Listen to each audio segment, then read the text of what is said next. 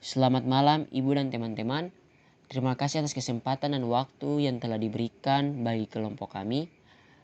Kami dari kelompok 5 ingin mempresentasikan hasil penelitian kami dengan judul Analisis Rantai Markov pada Jumlah Curah Hujan di Stasiun Amahai, Maluku Tengah tahun 2015 sampai 2024. Dengan nama kelompok Ketua Siti Jasmine Kais, Sekretaris Gildo Tentua, Anggota 1 Valencia Waas, Anggota 2 Grace A. Putimau, dan Anggota ketiga Jihan A. Solisa. Daftar isi. Di dalam daftar isi terbagi menjadi 3, yaitu pendahuluan, pembahasan, dan penutup. Yang pertama yang akan dibahas adalah pendahuluan. Yang pertama yaitu latar belakang. Curah hujan merupakan salah satu elemen iklim yang sangat penting dalam menentukan kondisi lingkungan dan aktivitas masyarakat, khususnya wilayah kepulauan seperti Maluku Tengah. Sebagai daerah yang bergantung pada sektor pertanian, perikanan, dan sumber daya alam lainnya, ketersediaan dan distribusi curah hujan sangat mempengaruhi produktivitas serta kesejahteraan masyarakat setempat. Salah satu pendekatan yang dapat digunakan untuk menganalisis pola dan probabilitas kejadian curah hujan adalah metode rantai Markov. Metode ini memungkinkan pemodelan perubahan keadaan curah hujan dari waktu ke waktu berdasarkan peluang transisi dari satu kondisi ke kondisi lainnya. Dengan menggunakan model rantai Markov dapat dilakukan prediksi jangka pendek mengenai pola curah hujan yang berguna untuk mitigasi risiko bencana hidrometeorologi, pengelolaan air, serta penjadwalan kegiatan pertanian. Setelah itu ada rumusan masalah dan tujuan penelitian. Rumusan masalah yang pertama, bagaimana pola perubahan curah hujan di Stasiun Amahai Kabupaten Maluku Tengah dapat dimodelkan dengan menggunakan analisis rantai Markov. Yang kedua, berapa lama waktu yang dibutuhkan untuk mencapai kondisi keseimbangan atau steady state pada pola curah hujan di Stasiun Amahai. Yang ketiga, bagaimana prediksi pola curah hujan untuk tahun 2025 di Stasiun Amahai berdasarkan model rantai Markov. Yang keempat, bagaimana distribusi probabilitas jangka panjang untuk kondisi curah hujan dengan kategori kering, normal, dan basah di Stasiun Amahai. Untuk tujuan penelitian, yang pertama, mengembangkan model analisis rantai Markov untuk mengidentifikasi pola perubahan curah hujan di Stasiun Amahai Kabupaten Maluku Tengah. Yang kedua, menentukan waktu yang dibutuhkan untuk mencapai kondisi keseimbangan atau steady state pada pola curah hujan di wilayah penelitian. Yang ketiga, menyusun prediksi pola curah hujan untuk tahun 2025 di Stasiun Amahai berdasarkan model rantai Markov. Yang keempat, menganalisis distribusi probabilitas jangka panjang untuk kondisi curah hujan dengan kategori kering, normal, dan basah di Stasiun Amahai. Selanjutnya itu adalah metode penelitian. Penelitian ini bersifat deskriptif analitis. Analisis dilakukan dengan bantuan perangkat lunak Microsoft Excel dan R. Data yang kelompok kami gunakan yaitu adalah data sekunder berupa catatan curah hujan bulanan yang diperoleh dari publikasi resmi Badan Pusat Statistik Kabupaten Maluku Tengah dalam angka. Periode yang kelompok kami gunakan adalah periode data mencakup 10 tahun terakhir antara 2015 sampai 2024. Selanjutnya kita masuk pada pembahasan. Pembahasan di sini akan membahas hasil penelitian. Yang akan dibahas pertama yaitu statistik deskriptif. Dari total 120 pengamatan bulanan, tercatat curah hujan minimum sebesar 16 mm dan maksimum mencapai 1672,8 mm. Rata-rata curah hujan bulanannya sebesar 256,5847 mm. Kemudian standar deviasinya yaitu 256,59008 mm. Di sini mengindikasikan fluktuasi curah hujan yang ekstrim, di mana besarnya standar deviasi yang hampir sama dengan nilai rata-rata, menggambarkan sebaran data yang sangat bervariasi. Kemudian untuk nilai variansnya sebesar 65.838,469.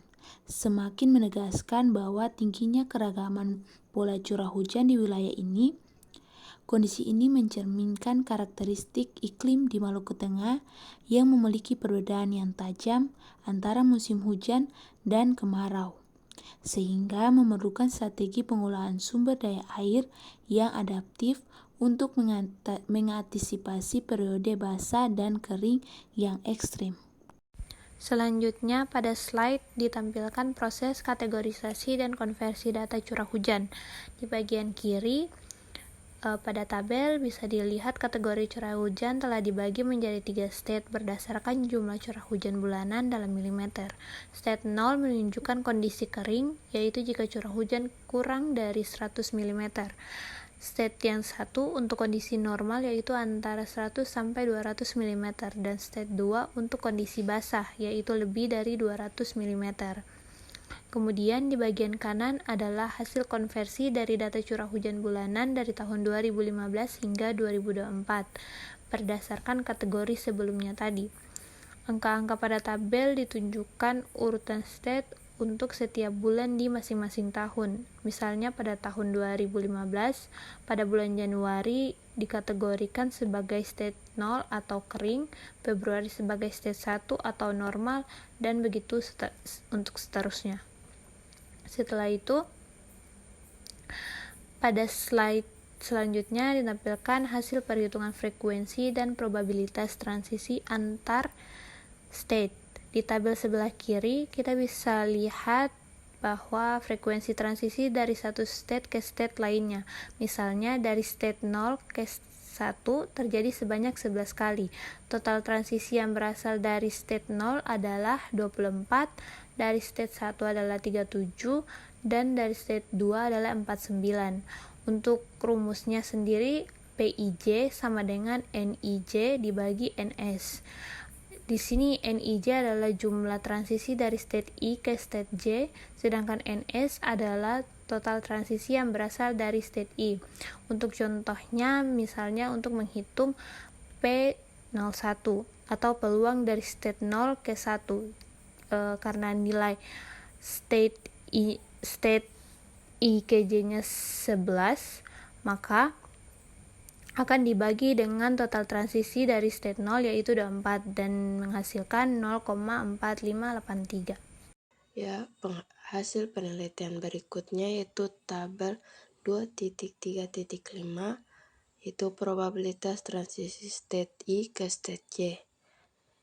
Berdasarkan tabel tersebut, yang pertama, kondisi curah hujan berada pada state kering yaitu 0.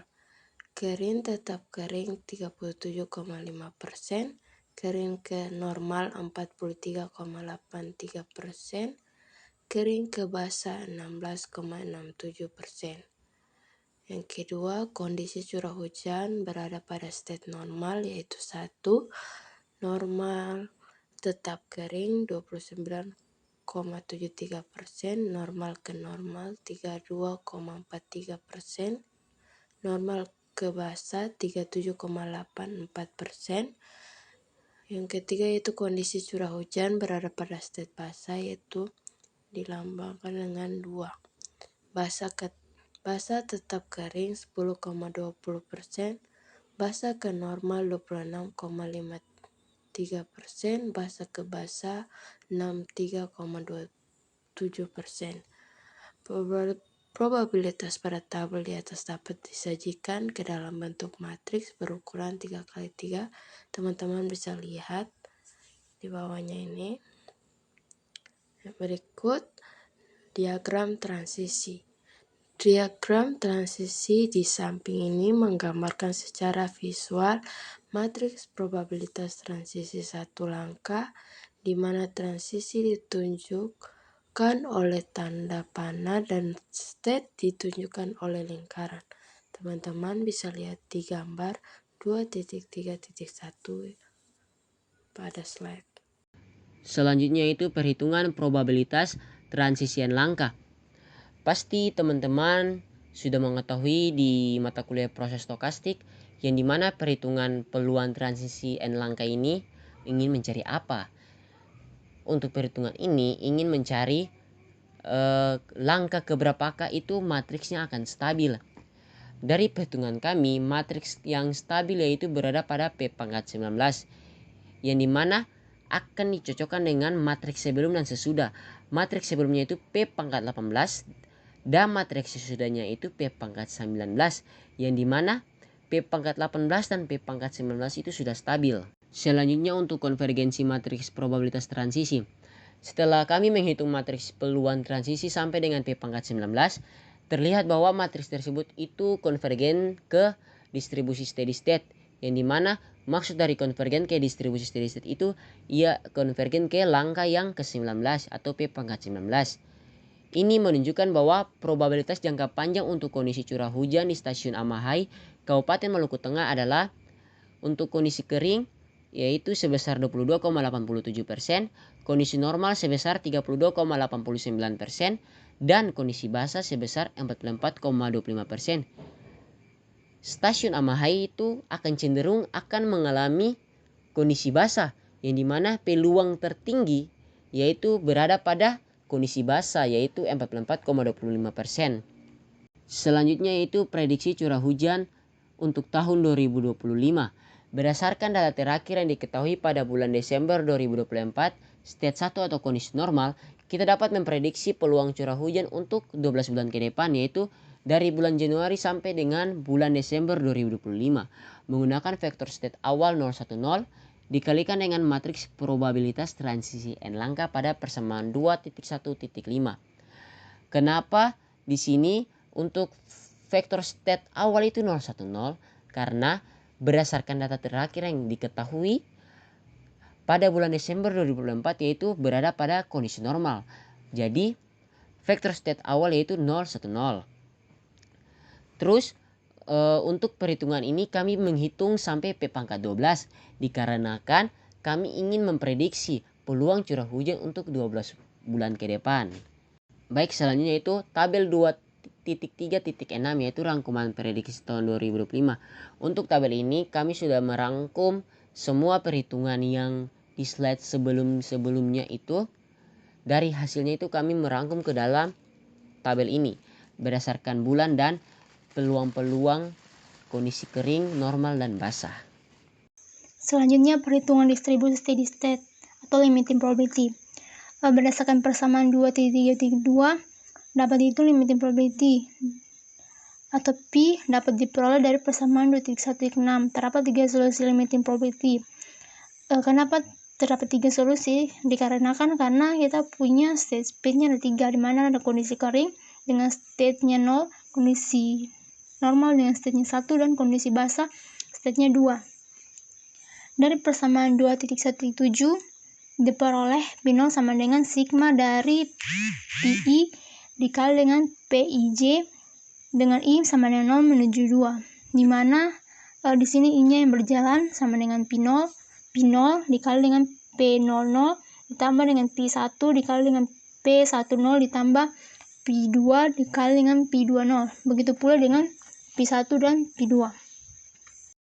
Sehingga apabila persamaan 2.3.3, 2.3.4, dan 2.3.5 dituliskan dalam bentuk vektor dan matriks menjadi dapat dilihat pada layar. Di sini matriksnya matriks transisi satu langkah. Dari persamaan 2.3.3, 2.3.4, dan 2.3.5 diperoleh 3 persamaan untuk menghitung solusi limiting probability, di mana P0, P1, dan P2, yaitu P0 sama dengan 0,375 P0 ditambah 0,2972973 P1 ditambah 0,1020408 P2 sampai dengan P2 sama dengan 0,166667 P0 ditambah dengan 0,3783784 P1 ditambah dengan 0,6326531 P2 dengan atau di mana P0 tambah P1 tambah P2 sama dengan 1. Sehingga dari 3 persamaan di atas atau persamaan 2.3.7, 2.3.8, dan 2.3.9 dapat ditulis sebagai berikut. 0,625 P0 dikurang dengan 0,2972973 P1 dikurang dengan 0,1020408 P2 sama dengan 0. Sampai dengan persamaan 2.4.3. Di sini dapat dilihat bahwa dari persamaan 2.3.7 sampai 2.3.9 itu mengumpulkan atau mengumpulkan yang sejenis. Jadi pada persamaan 2.4.1 ini persamaan sejenis ada P0-nya ada 2. Jadi pindah-pindah ruas sehingga menjadi persamaan 2.4.1. Begitu pula dengan persamaan 2.4.2 dan 2.4.3. Di sini teman-teman, kalau dari mata kuliah prostokastik, di situ kita belajar bahwa ada 3 penyelesaian untuk limiting probability, di mana ada substitusi eliminasi, determinan matriks, dan inverse matriks. Di sini kelompok kami menggunakan determinan matriks, di mana harus mencari determinan P0, determinan P1, dan determinan P2. Yang pertama adalah kita mencari determinan. Nah, dari sini teman-teman lihat bahwa persamaan yang kita ambil untuk dimasukkan untuk mencari determinan yaitu persamaan 2.4.1, 2.4.2, dan 2.4.0. Teman-teman bisa lihat di slide sebelumnya. Jadi kita coba pakai 3 persamaan, di mana diwajibkan yaitu persamaan 2.4.0, di mana P0 tambah P1 tambah P2 sama dengan 1. Jadi persamaan itu wajib dimasukkan. Lalu kedua persamaan lainnya bisa teman-teman pilih, acak, terserah teman-teman pakai mana. Jadi di sini kelompok kami menggunakan persamaan 2.4.1 dan 2.4.2. Jadi teman-teman bisa lihat di situ determinannya didapat 0,646424. Kemudian yang berikut mencari determinan P0. Teman-teman lihat bahwa pada kolom 2 dan kolom ketiga itu sama seperti di determinannya awal. Tapi pada kolom pertama itu beda. Jadi teman-teman, kolom pertama itu 001 itu didapat dari hasil, atau teman-teman lihat di slide sebelumnya itu yang bagian di belakang sama dengan itu 001. Tadi kan kalian pakai persamaan 2.4.0, 2.4.1 dan 2.4.2. Jadi ada 001. Jadi kalian pakai yang di belakangnya hasilnya itu yang 001. Nah, itu tuh sehingga hasilnya itu 0,1478213. Kemudian untuk mencari determinan P1, di situ teman-teman lihat bahwa yang kotong ganti itu pada kolom kedua. Jadi kotong ganti kolom kedua tuh dengan hasil yang tadi itu 001. Jadi yang kolom pertama dan kolom ketiga itu sama seperti determinan yang awal. Nanti hasilnya jadi 0,21258. Di sini saya tidak jelaskan cara cari determinan, pasti teman-teman paham. Jika ingin ditanyakan, silakan. Kemudian untuk determinan P2, di situ yang diganti adalah kolom ketiga, di mana hasilnya yaitu 0,286360. Maka untuk mencari P0, P1, dan P2 adalah sebagai berikut, di mana P0 itu sama dengan determinan P0 dikali determinan menghasilkan 0,228689. P1 sama dengan determinan P1 dibagi determinan sama dengan 0,3288538, dan P2 sama dengan determinan P2 dibagi dengan determinan sama dengan 0,442472. Sehingga dari hasil yang telah dihasilkan dengan metode determinan matriks diperoleh hasil bahwa probabilitas kondisi kering dalam jangka panjang itu sebesar 0,2287 atau 22,87%. Kemudian probabilitas kondisi normal dalam jangka panjang yaitu sebesar 0,3289 atau 32,89%. Dan probabilitas kondisi basah dalam jangka panjang yaitu sebesar 0,4425 atau sebesar 44,25%. Ini juga sejalan dengan yang tadi yaitu convergent matrix. hasilnya sama. Selanjutnya yang terakhir adalah penutup.